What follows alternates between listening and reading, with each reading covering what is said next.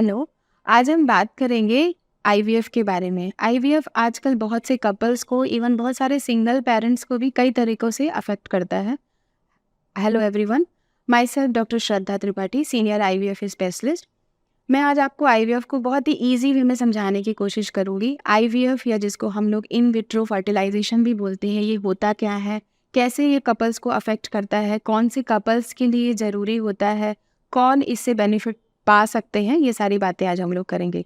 IVF या in vitro fertilisation का मतलब होता है, फर्टिलाइज़ेशन मतलब एग और स्पर्म का मिलना, और इन विट्रो फर्टिलाइज़ेशन मतलब ये जो मिलन है ये आपकी बॉडी के बाहर होगा। नॉर्मल प्रेगनेंसी जब होती है तो ये फर्टिलाइज़ेशन या जो बेबी का फॉर्मेशन या एम्ब्रियो फॉर्मेशन होता है ये फीमेल की बॉडी के अंदर होता है, फैलोपियन ट्यूब के अंदर। लेकिन बहुत से ऐसे कपल्स हैं जो कि प्रेग्नेंट नहीं हो पा रहे हैं, तो हम लोग इनफर्टिलिटी उन पेशेंट के लिए बोलते हैं या ट्रीटमेंट उन पेशेंट को एडवाइस करते हैं जिनकी शादी को 1 साल से ज़्यादा हो गया है और वो कंटिन्यूसली ट्राई कर रहे हैं लेकिन प्रेग्नेंट नहीं हो पा रहे हैं। या फिर कपल में से जो फीमेल की एज 35 से ज़्यादा है तो हम लोग कई बार 6 महीने में ही ट्रीटमेंट सजेस्ट करते हैं। या फिर कोई और रीज़न है जैसे कि poor sperm quality, poor egg quality, polycystic ovarian syndrome, thyroid की प्रॉब्लम है, तो इन पेशेंट्स को हम लोग आईवीएफ की तरफ जाने की सलाह देते हैं। तो आईवीएफ स्टेप बाय स्टेप क्या होता है, जैसा कि मैंने आपको बताया, नॉर्मली एम्ब्रियो फॉर्मेशन फीमेल की बॉडी के अंदर फैलोपियन ट्यूब में होता है। लेकिन इन विट्रो फर्टिलाइजेशन में ये जो फर्टिलाइजेशन की प्रोसेस है ये एक टेस्ट ट्यूब या फिर एक डिश में होती है। तो स्टेप कैसे होते हैं इसके बारे में हम बात करेंगे। फर्स्ट स्टेप में हम लोग क्या करते हैं, जो फीमेल पार्टनर है या जो वुमेन है उसको हम लोग उसके पीरियड के सेकेंड डे से इंजेक्शंस या फिर मेडिसिन देना स्टार्ट करते हैं, सो दैट उसकी बॉडी में एग फॉर्मेशन स्टार्ट हो जाता है। जब ये एग बन जाते हैं इसमें 10 से 12 डेज लगते हैं, इंजेक्शंस कंटिन्यू चलते हैं और इस बीच में हम इनको ब्लड टेस्ट और अल्ट्रासाउंड के थ्रू मॉनिटर करते हैं एग्स की जो ग्रोथ है। और जब ये एग्स बन जाते हैं, प्रॉपर इनका साइज असेसमेंट से पता चलता है कि अब ये एग मैच्योर इनफ हो गए हैं, तब हम इनको निकालने की एक प्रोसेस करते हैं। तो ये फर्स्ट स्टेप कहलाता है ओवेरियन स्टिमुलेशन और सेकेंड स्टेप कहलाएगा आपका एग रिट्रीवल या ओवम पिकअप। फिर हम इसमें एक पेशेंट को थोड़ा सा माइनर एनेस्थीसिया दे के ओटी के अंदर ले जाके एक पतली सी नीडल के थ्रू, जिसमें कि कोई चीरा नहीं लगता है, कोई काट छाट नहीं होती है, और ये एग्स हम लोग निकाल लेते हैं। उसके बाद पेशेंट को हम रिलीज़ कर सकते हैं, ज़्यादा प्रॉब्लम नहीं होती है। इसके बाद आगे का काम आता है हमारे जो लैब एक्सपर्ट हैं, जो कि एम्ब्रियोलॉजिस्ट होते हैं, वो इन एग्स को प्रोसेस करते हैं। लैब में प्रोसेसिंग होती है under certain environment condition, temperature है, पीएच है, मॉनिटर करते हैं, जो मीडिया होते हैं उसमें डाल के रखते हैं। और उस समय हमको ज़रूरत पड़ती है हस्बैंड के या पार्टनर के स्पर्म की, तो हाँ उस समय ये फर्टिलाइजेशन प्रोसेस होती है। एग और स्पर्म को मिलाया जाता है एक पर्टिकुलर एनवायरनमेंट में, लैब के अंदर एक डिश में। तो ये हो गया आपका इन विट्रो फर्टिलाइजेशन। कभी कभी यदि पुअर स्पर्म क्वालिटी है, बहुत ज़्यादा क्वांटिटी नहीं है और कुछ प्रॉब्लम है, तो हम लोग एक अलग प्रोसेस होती है इक्सी। इस प्रोसेस में इंजेक्शन के थ्रू हम लोग एक एक एग में एक एक स्पर्म को मिलाने की प्रोसेस करते हैं। तो ये इस पद्धति से हम लोग एम्ब्रियो बनाने की कोशिश करते हैं।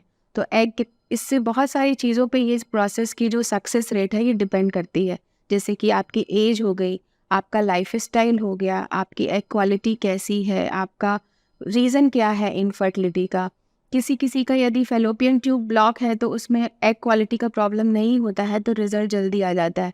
लेकिन कभी कभी पॉलीसिस्टिक ओवेरियन सिंड्रोम के पेशेंट है या हार्मोनल प्रॉब्लम के पेशेंट है या पुअर ओवेरियन रिजर्व के पेशेंट है, तो उनकी एग क्वालिटी भी अफेक्टेड होती है। उस केस में हम लोग को दूसरे ऑप्शंस के बारे में भी सोचना पड़ता है और फिर हम लोग उसमें डोनर एग या डोनर स्पर्म की भी कई बार पेशेंट को सलाह दे सकते हैं। यदि एग क्वालिटी बहुत ही ख़राब है या स्पर्म क्वालिटी बहुत ही ख़राब है, तो कई बार हमको एआरटी बैंक या जो हमारे बैंक हैं उसके थ्रू हमको डोनर एग लेना पड़ता है या डोनर स्पर्म भी ले सकते हैं हम लोग। और इन सारी प्रोसेस जो होती है ये लैब में ही होगी।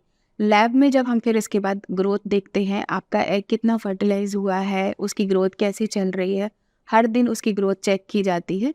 और एक पर्टिकुलर टाइम जैसे कि डे 3 या फिर डे 5 में जब ये एम्ब्रियो जो होता है, जो आपका वुड बी बेबी है, इसको हम लोग फिर स्टोर करते हैं। यदि पेशेंट ऑप्ट करते हैं तो उसी समय हम ये पेशेंट के यूट्रस जो होता है, जो बच्चादानी है, उसके अंदर हम लोग इसको इम्प्लांट कर सकते हैं। तो ये कई तरीक़ों से होता है। कभी कभी हम ये जो एम्ब्रियो बना है इसको फ्रीज़ करके रख लेते हैं और उसके बाद अगले साइकिल में या कुछ साइकिल बाद जब पेशेंट रेडी है प्रेगनेंसी के लिए, तब हम ये ट्रांसफ़र प्लान करते हैं। तो जो थर्ड स्टेप होगा वो एम्ब्रियो ट्रांसफ़र होता है। एम्ब्रियो ट्रांसफ़र के टाइम पे पेशेंट रेडी होते हैं, उनको मेडिसिन्स चलती हैं, और जब उनका बच्चादानी या यूट्रस अच्छे से प्रिपेयर हो जाता है, जिसमें कि हम लोग एंडोमेट्रियल लाइनिंग देखते हैं, वो प्रिपेयर होने के बाद ये जो एम्ब्रियो बने हुए एम्ब्रियो हैं, इनको हम लोग इम्प्लांट करते हैं या एम्ब्रियो ट्रांसफ़र करते हैं। और इसके बाद आपका 2 हफ्ते के बाद आपका प्रेगनेंसी टेस्ट का रिपोर्ट आने का टाइम होता है। ये 2 हफ्ते आपको रेस्ट करने की ज़रूरत होती है, थोड़ा अपने आप को स्ट्रेस फ्री रखने की ज़रूरत होती है, खुश रहने की ज़रूरत होती है। बहुत ज़्यादा बेड रेस्ट की ज़रूरत नहीं है, लेकिन अपने आप को स्ट्रेस फ्री रहना सबसे ज़्यादा इम्पॉर्टेंट है, क्योंकि एम्ब्रियो को एक पॉजिटिव एनवायरनमेंट की ज़रूरत होती है। तो इसके बाद 14 दिन के बाद आपका प्रेगनेंसी टेस्ट से पता चलेगा कि आपका रिज़ल्ट कैसा है। तो आईवीएफ ये एक शॉर्ट में मैंने आपको बताने की कोशिश की है, इन विट्रो फर्टिलाइज़ेशन या इक्सी, या ये कैसे करते हैं हम लोग। और रिज़ल्ट जैसे मैंने आपको बताया बहुत सारे फैक्टर्स पर डिपेंड करता है। तो ओवरऑल ये है कि यदि आप स्ट्रेस फ्री रहते हैं और यदि आपको इससे रिलेटेड कोई भी जानकारी चाहिए है, तो आप अपना थोड़ा सा एजुकेट कीजिए अपने आप को, अपने गायनेकोलॉजिस्ट से कंसल्ट कीजिए, इनफर्टिलिटी स्पेशलिस्ट से मिलिए। यदि आप बहुत लंबे समय से ट्राई कर रहे हैं, तो बहुत ज़्यादा ज़रूरत है कि अब आप अपने इनफर्टिलिटी स्पेशलिस्ट से मिलिए। कई बार क्योंकि बहुत छोटी सी माइनर सी प्रॉब्लम होती है जो हम लोग टेस्ट नहीं कर पाते हैं और पकड़ में नहीं आती है और टाइम निकलता जाता है। तो आपके जैसे मैंने बताया, एग क्वालिटी बहुत ही इंपॉर्टेंट है और वो आपकी एज पे डिपेंड करती है। तो यदि आपकी एज बढ़ रही है, तो फिर आपको तुरंत ही गायनेकोलॉजिस्ट या आईवीएफ स्पेशलिस्ट से मिलने की ज़रूरत है।